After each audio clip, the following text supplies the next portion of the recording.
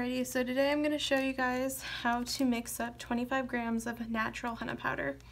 So this is my artisan blend, so it's two different types of body art quality powder mixed together to create a nice creamy, stringy texture. So what you want to do is take your powder and toss it into like a ceramic bowl or an older plastic tub, something that you don't mind if it happens to stain. It won't wreck the bowl. I like to use like old school Pyrex because it doesn't stain at all and it's nice and sturdy. So we have our powder, and then the other things you'll need are sugar. So this is 2 packets of just regular old table sugar. I'm going to go ahead and toss that in. It really doesn't matter which order you put these in. It's all about preference. Some people like to add the sugar in after dye release. I like to add just a little bit in now. So this is Bulgarian lavender essential oil. This is what will come in my henna kit. Kind of have to give that a little tap. This, just take like a little cotton swab to it, try and clean it out a little bit, and try and recycle it if you can. Some places won't let you if the essential oil is still in there. Alrighty, so now that we have our powder, our essential oil, and our sugar in our mix, then we just want to add water. So water and sugar are completely essential to your paste being successful. So I just started out with a 1/4 cup of water, just a little bit to start, and then I'll add in a little bit more. Depending on where you live, sugar and water ratios will have to change. Since we live in the Midwest, and some days it's really nice out and some days it's really crummy out, it's best just to mix your paste on the dry end and add more sugar to your paste if you need to. Make it a little stickier or a little more water if it's too chunky. So this, first off, is like a pretty decent mashed potato consistency right now. Some people like to keep it just like that. I'm going to add a little bit more water.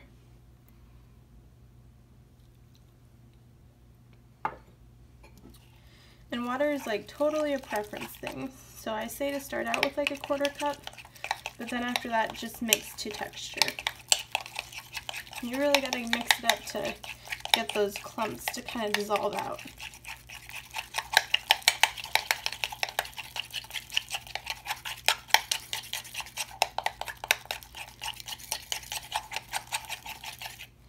So now you can see that the clumps are kind of starting to dissolve. It's getting a little smoother. I'm going to add just a smidge more water. So you can mix your paste to be clumpier, and then those little clumps will start to dissolve. Or you can mix it a little smoother and have it a little bit more ready to go. But depending on what the weather's like, you may want to hold off on the water. If it's really humid out, adding too much water can cause it to get kind of melty and runny. Same with the sugar ratio. Adding too much sugar can cause it to get runny and melty.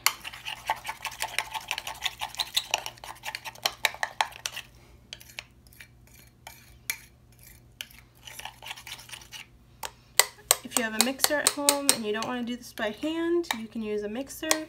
25 grams is just enough to maybe use a mixer, but you can also just do it by hand. So this is looking pretty good now. Go ahead and kind of get the rest off my spoon because I don't want to waste any. If you don't like getting your hands dirty, you can definitely wear gloves. I don't really mind getting paste on me. Alrighty.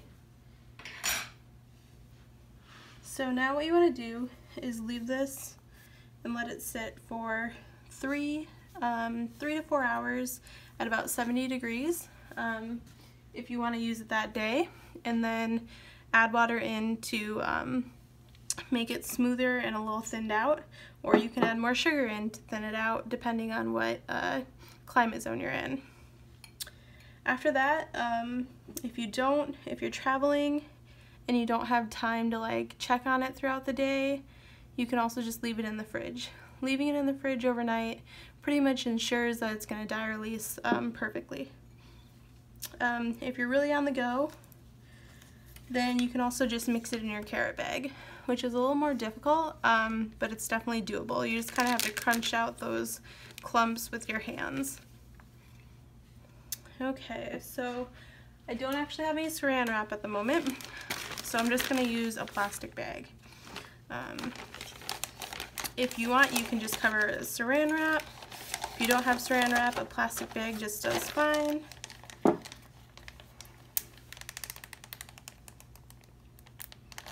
And you are ready to go. Now you just have to wait for it to dye release. If you don't want to mix it in a bowl, you can mix it in like a plastic tub. That way you can just go ahead and snap on the lid and you're all set. Okie dokie. So I have 2 batches of henna here. So this is a batch I mixed up earlier. This has not dye released yet. You can kind of see the dye hanging out there a little bit. So this needs to sit. I'm just going to let it sit in the fridge overnight just to ensure that it dye releases properly. And this is henna I've mixed to consistency. I've added more water. It's nice and creamy and smooth, and it's completely dye released, so you can see how much darker that is already. My henna is still very much so on the brown end because I use more of a stringier henna powder versus a creamier henna powder in my blend. As long as it's not black, then you'll know that it's just safe, natural henna. So you do get a carrot bag in your kit. I like to use a jar. If you don't have a jar, you can just use your hands. It's a little harder.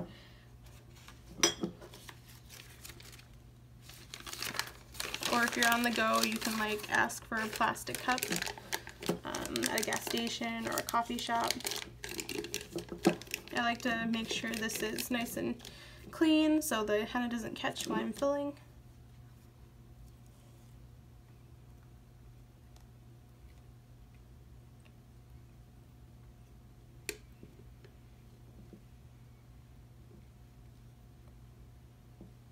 Try to get everything in there.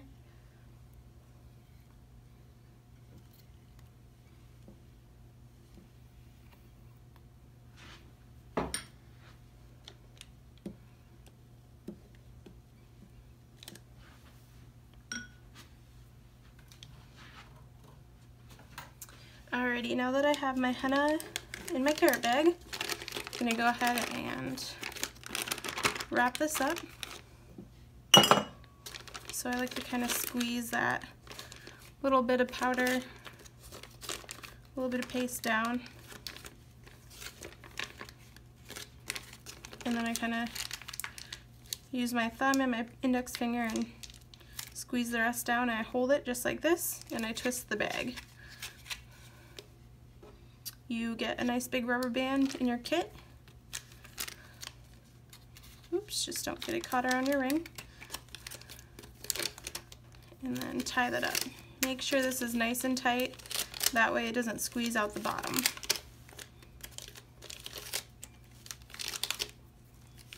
And remember, this is the henna paste that has already been dye released, so it's already sat for 3 to 4 hours or had it in the fridge overnight, so it's ready to use. Alrighty, that's nice and tight. So a few other things that come in your kit. Overall, you get your powder, your essential oil. This is a little bottle that will have a sugar spray in it.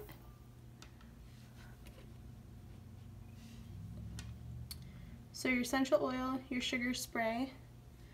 You can use a bottle if you would prefer instead of cones. Some cleansing pads and some alcohol prep pads. I have 2 little rubber bands. And then the only other thing you'll need is some Scotch tape if you're planning on filling with your cones. Or you can just use your bottle if you're on the go or prefer more of a reusable method. You will receive some blank henna cones, triangles, that you'll need to roll. I have a few YouTube videos up on this, or will. There's plenty of YouTube videos on how to roll differently. You just do whatever you prefer. I like to use 8x8 triangles. So 25 grams of paste actually fills quite a bit of henna. It is about 10 cones.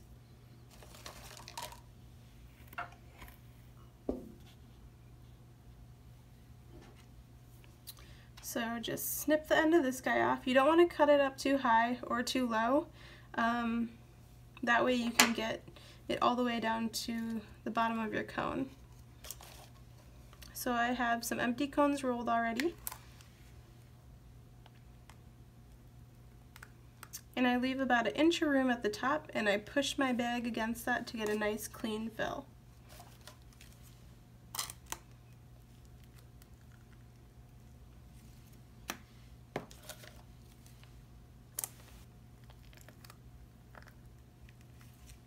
I'm going to fill a few at a time.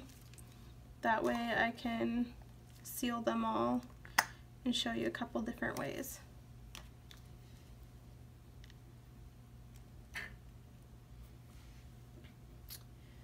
So I do have these little rubber bands in case you aren't ready to use tape to seal. So take your 2 thumbs and squeeze down. But you don't want to squeeze all the way down. Leave just a little bit of room.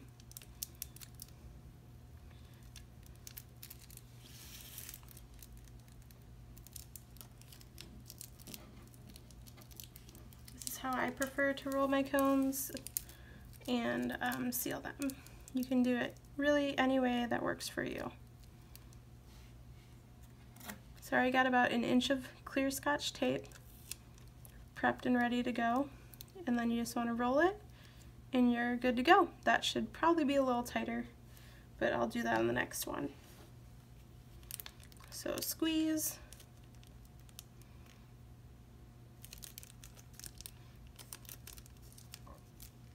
Try to make sure this little flap here is on the back side. So that way your triangle is going in and everything is sealed up well.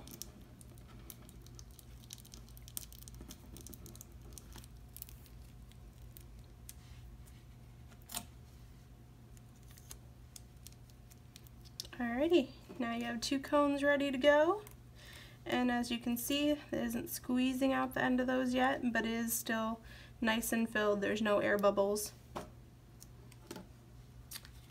Now I'm going to show you guys how to do it with a rubber band. I leave quite a bit extra room because it does create a little bit more pressure when you're twisting. So you can just twist the top like this. Use your little rubber band, just like your carrot bag.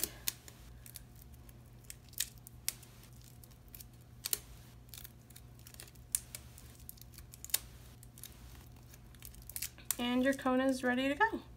So instead of using like a binder clip to keep the pressure nice and tight, you can just keep rolling the rubber band down and that'll keep the pressure nice and tight.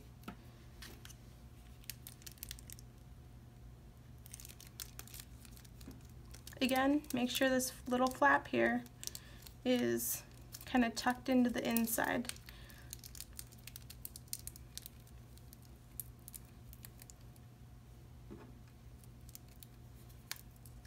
I personally think this is a little more tedious, but if you don't want to use tape or you don't have tape with you, this is a great little option.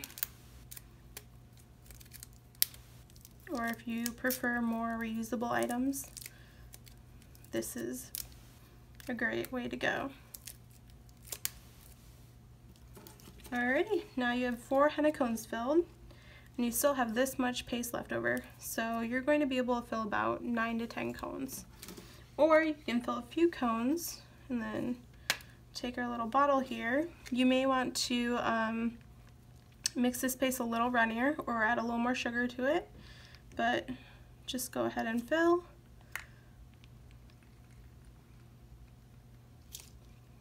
And when you're filling a bottle, air bubbles are created either way, no matter what.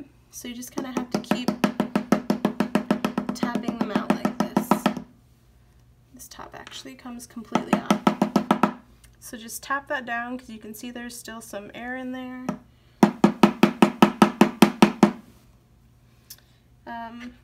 Or just keep filling it a little bit more. You may just have to keep filling until you get all those bubbles out and keep tapping for a little while.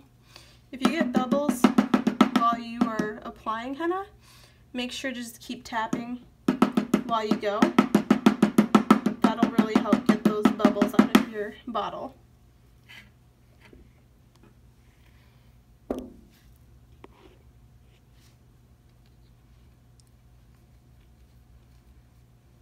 Alrighty.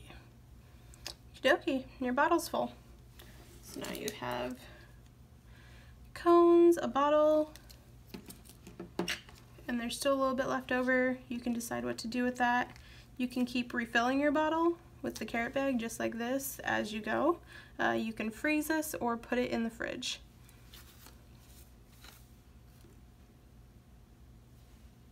So natural henna lasts 7 days, up to 7 days in the fridge, or you can put it in the freezer for up to 6 months. I highly recommend only 6 months. You can leave it up to a year, but for the best quality stains and the freshest henna paste, that will be kind of the best use. In the fridge you can leave it longer than 7 days. It just can't ensure that the stain quality is going to be that great. Since henna is a natural plant, it eventually dies. Therefore, this paste isn't staining any longer, and that dye has just over-released and it's just old. You can reuse your henna as like a deep conditioning agent in your hair, or you can use it as practice paste. Alrighty, I think that's all I got for you guys. Thanks for watching.